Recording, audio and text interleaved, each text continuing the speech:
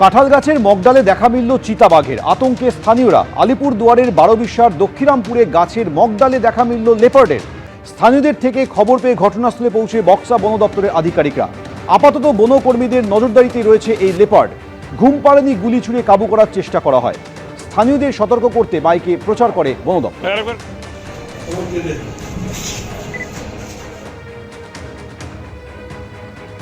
উত্তর সিকিমে 0 পয়েন্টে তুষারপাত, ইয়ুমথাংয়ে 0 পয়েন্টে প্রবল তুষারপাত। সিকিমের সেই ছবি আপনাদের সামনে রেখেছি, প্রবল তুষারপাত ইয়ুমথাংয়ে। ভোটের পশ্চিমবঙ্গে রাজনৈতিক দলগুলির কাছে বড় ইস্যু হয়ে উঠেছে অনুপ্রবেশ। তারই মধ্যে চলছে এসআইআরের শুনানি পর্ব। এই আবহেই বুধবার দক্ষিণ 24 পরগনার বারুইপুরের খাসমল্লিক থেকে প্রচুর পাসপোর্ট সহ দুজনকে গ্রেফতার করল বারুইপুর থানার পুলিশ। পুলিশ সূত্রে খবর, ধৃতদের মধ্যে একজন মেহবুব মোল্লা, তার বাড়ি দক্ষিণ 24 পরগনার মগরাহাটে।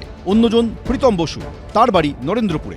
উদ্ধার হয়েছে ভিন রাজ্যের বহু বাসিন্দার পাসপোর্ট। স্থানীয় সূত্রে খবর, মাসখানেক আগে বারুইপুরের খাসমল্লিকের নির্জন এই এলাকায় জাহাঙ্গীর লস্করের বাড়ি ভাড়া নিয়েছিলেন ধৃত দুজন। জায়গাটা প্রথমে একদম চারিদিকে গাছ রয়েছে, এরই মাঝে দুটো বাড়ি রয়েছে। এর মধ্যে এই যে বাড়ি, এটা এখানেই গতকাল পুলিশ আধিকারিকরা আসেন, তল্লাশি অভিযান চালান। দুজনকে এখান থেকে পুলিশ আধিকারিকরা অ্যারেস্ট করে নিয়ে গেছেন। বাড়ির বাইরে এই মুহূর্তে তালা বন্ধ অবস্থায় রয়েছে। এরা কতদিন ভাড়া নিয়েছে আপনাদের থেকে? 6-7 মাস হবে। আপনারা জানতেন যে এরা এইসব পাসপোর্ট না না না, আমরা এই বিষয়ে কিছু জানতাম না। স্থানীয়দের দাবি, নির্জন এলাকা হওয়ার সুবাদে অনেকেরই যাতায়াত ছিল ওই বাড়িতে। আমরা জানতে পারিনি কোনো সময় যে ও এরকম ভাবে কোনো কাজ বাজ করে।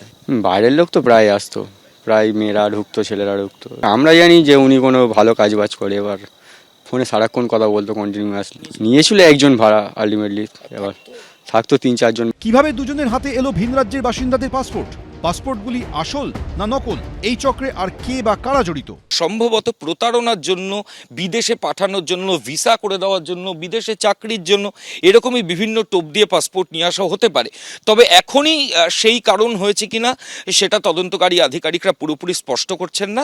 এসআইআর কতটা উপকার করছে এটাই তার একদম জ্বলন্ত দৃষ্টান্ত, যে জাল সমস্ত পাসপোর্ট করনেওয়ালা, পরিচয়পত্র করনেওয়ালা, তাদেরকে এখন গ্রেপ্তার হচ্ছে।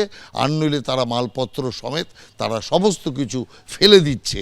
সোর্সের মধ্যে ভূত রয়েছে, অমিত শাহের দপ্তরের মধ্যে ভূত রয়েছে, বিদেশ মন্ত্রকের মধ্যে ভূত রয়েছে। সেই ভূত কারা আইডেন্টিফাই করা হোক, নইলে তো বুঝতে হবে যে এদেশে এসে অন্য দেশ থেকে এসে বহিরাগতদের পাসপোর্ট দেওয়ার পিছনে একটা চক্রান্ত চলছে, চক্র চলছে।